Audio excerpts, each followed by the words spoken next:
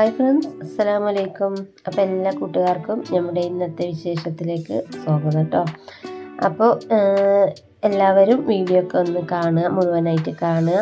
ലൈക്കും സബും ഷെയറൊക്കെ ചെയ്തൊന്ന് സപ്പോർട്ട് ചെയ്യുക കേട്ടോ. അപ്പോൾ കാണുന്നവരുണ്ട്, മുഴുവനായിട്ട് കാണുന്നവരുണ്ട്, അത് കാണാത്ത ആൾക്കാർ കുറച്ചുണ്ടല്ലോ. അപ്പോൾ അവരെയാണ് കേട്ടോ പറയുന്നത്.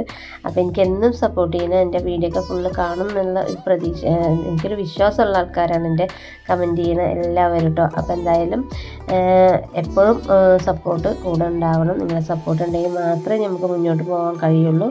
അപ്പോൾ നമുക്ക് സപ്പോർട്ട് തിരിച്ചും നമ്മളെ സപ്പോർട്ട് ഉണ്ടാകും കേട്ടോ. അങ്ങനെ ഇതാ രാവിലെ മോനെയൊക്കെ പറഞ്ഞയച്ച് രാവിലെ ചോറിനുള്ള വെള്ളം ഞാനവിടെ, വെള്ളമല്ല ഒന്ന് കുക്കറിലാണ് കേട്ടോ അരി ഇട്ടത്.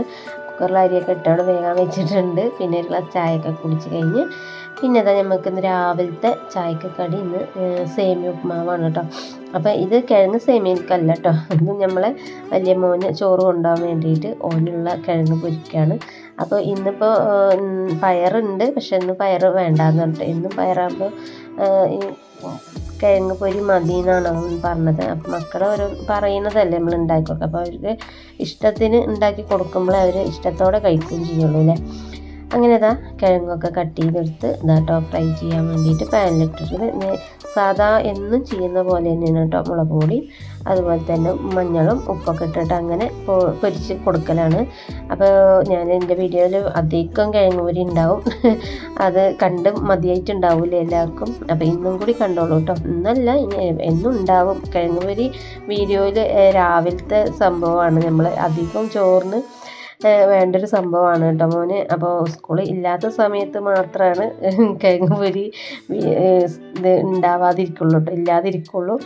അപ്പോൾ എന്തായാലും ഇതാ നമ്മളെ സേമിയ റോസ്റ്റ് ചെയ്ത സേമിയ തന്നെയായിരുന്നു കേട്ടോ. പക്ഷെ ഞാൻ ഒന്നുകൂടി നമ്മൾ ചൂടാക്കിയെടുത്താൽ ഒന്നുകൂടി നന്നാവും.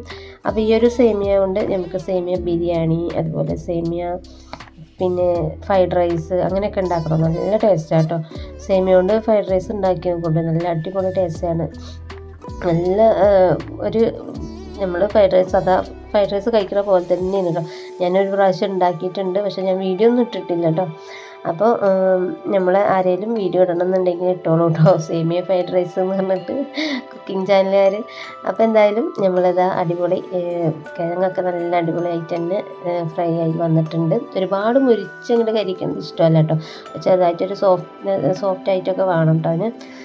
അങ്ങനെ നമ്മൾ സേമിയൊക്കെ ഞാനിതവിടെ വറുത്ത് സെറ്റാക്കി മാറ്റി വെച്ചിട്ടുണ്ട്. ഇനിയിപ്പോൾ എന്തായാലും നമുക്ക് സേമിയക്കുള്ള ഉള്ളിയും പച്ചമുളകും കടുകൊക്കെ പൊട്ടിച്ചിട്ട് പിന്നെ കുറച്ച് ഉലുവയും കൂടെ പൊട്ടിച്ചിട്ടാണ് കേട്ടോ ഉള്ളി ഇട്ടത്.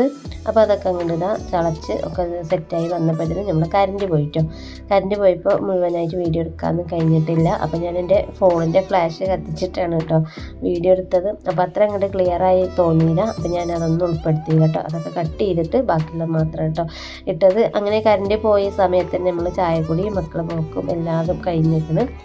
ഇനിയിപ്പോൾ ഇതാ നമ്മൾ രാവിലെ നല്ല അയിലമീൻ കൊണ്ടുവന്നിട്ടുണ്ടായിരുന്നു കേട്ടോ. ഇവിടുന്ന് മാർക്കറ്റിൽ നിന്ന് പോയി കൊണ്ടുവന്നതാണ്.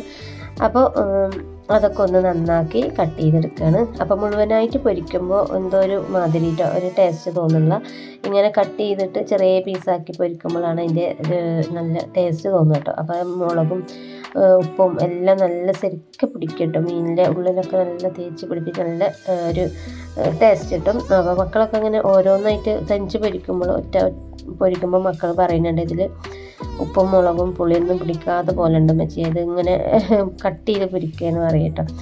അപ്പോൾ എന്തായാലും ഇന്നെന്തായാലും ഉപ്പും പുളിയും ഒന്നും ഇല്ലയെന്ന് പറയില്ല കേട്ടോ. അപ്പോൾ നല്ലതുപോലെ തന്നെ മുളക് പൊടിയും മഞ്ഞളും ഉപ്പും കുരുമുളകും ഒക്കെ ഇട്ടിക്കണം, ഇഞ്ചിയും വെളുത്തുള്ളിയും നല്ലോണം മസാല ആക്കിക്കണം. അപ്പം ഇന്നെന്തായാലും പൊരിച്ച മീനിന് കുറ്റം പറയില്ല കേട്ടോ. അങ്ങനെ ഇതാ നമ്മളെ മീനൊക്കെ നല്ലോണം ഒന്ന് ഫ്രൈ ചെയ്തെടുക്കട്ടെ. അപ്പോൾ മുഴുവനും നമ്മൾ പാനിൽ കൊള്ളാറില്ല കേട്ടോ. അപ്പോൾ 2 പ്രാവശ്യമായിട്ട് വേണം പൊരിച്ചെടുക്കാൻ. എന്നാലും ഞാൻ പരമാവധി തിരക്കി വെച്ച് കൊള്ളിച്ച് പൊരിച്ചെടുക്കും കേട്ടോ. അപ്പോൾ ഈ ഒരു പാന് വാങ്ങിച്ചതിന് ശേഷം ഇതിൽ തന്നെ കേട്ടോ എല്ലാതും ഉപയോഗിക്കൽ, ചെയ്യുന്ന ചട്ടിയോ അത് വേറൊരു ഫ്രൈ പാനൊക്കെ ഉണ്ട് കേട്ടോ എൻ്റെ അടുത്ത്. അപ്പോൾ ഞാനതൊന്നും എടുക്കാറില്ല. അപ്പോൾ ഇതിലാണ് എനിക്കൊരു സുഖം കേട്ടോ. ഇതിൽ പൊരിക്കണതൊക്കെ അതിൽ പൊരിക്കും നല്ലൊരു വേഗം ചെയ്യാൻ വയ്ക്കുന്നുണ്ട് കേട്ടോ. മറ്റേത് ഇങ്ങനെ അടി പിടിച്ചിട്ടും ഒട്ടിയിട്ടും പിന്നെ വലിയ പാത്രമൊക്കെ ആകുമ്പോൾ ഇപ്പോഴും ബുദ്ധിമുട്ട് തോന്നിട്ട്. എനിക്കാണെങ്കിൽ എന്താണെങ്കിലും എനിക്ക് ചെറിയ സാധനമായിട്ടോ ഇഷ്ടം. എന്ത് ഇതാണെങ്കിലും അതുപോലെ ഫാൻസി വാങ്ങുകയാണെങ്കിലും പാത്രങ്ങൾ വാങ്ങുകയാണെങ്കിൽ എന്ത് വാങ്ങിയാലും അധികവും ചെറിയത് നോക്കിയിട്ടാട്ടോ വാങ്ങുക. അങ്ങനെ ഇതാ നമ്മളെ മീനൊക്കെ നല്ലതുപോലെ ഒന്ന് മുരിഞ്ഞ് സെറ്റായിട്ടുണ്ട് കേട്ടോ. അപ്പോൾ ഇനി ബാക്കിയും കൂടെ ഉണ്ടല്ലോ, അപ്പോൾ അതും കൂടി ഒന്ന് പൊരിച്ചെടുക്കട്ടെ. എന്നിട്ട് വേണം നമുക്ക് നമ്മളെ ഇന്നലത്തെ ഒരു പീസ് മത്തന് കണ്ടിരുന്നല്ലോ, അപ്പോൾ അതൊന്ന് നമ്മൾ പയറൊക്കെ ഇട്ടിട്ട് വെക്കുകയാണ് കേട്ടോ.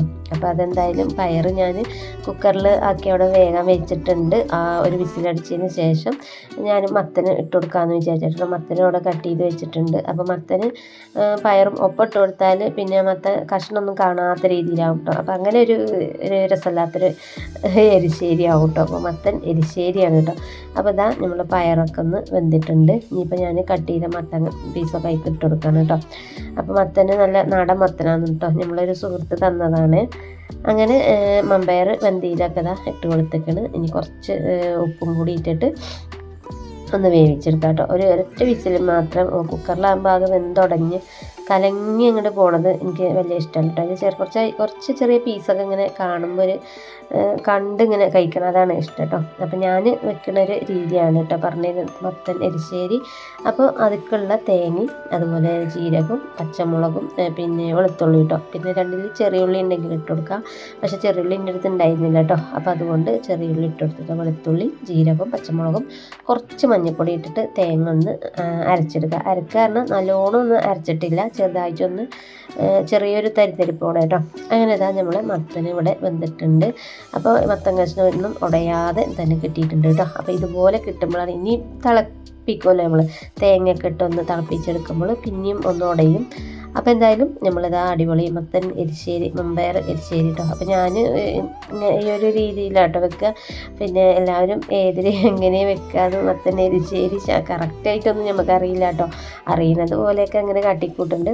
അപ്പോൾ അതാ മീനൊക്കെ എന്തായാലും മുഴുവനായിട്ട് പൊരിച്ചെടുത്തിട്ടുണ്ട്. ഇനിയിപ്പോൾ അതൊക്കെയുള്ള അരപ്പൊക്കെ കേട്ടോ അരച്ച് കൊണ്ടിട്ടുണ്ട്. അതങ്ങോട്ട് ഇട്ട് കൊടുത്തിട്ട് ഒന്ന് ചെറുതാക്കി ഒന്ന് തിളപ്പിച്ചിട്ട് ഒന്ന് മാറ്റി ഇനിയിപ്പോൾ കടുക് വറുത്ത് കൊടുക്കണം. അപ്പോൾ കറിവേപ്പില ഉണ്ടായിരുന്നില്ല കേട്ടോ അവിടെ.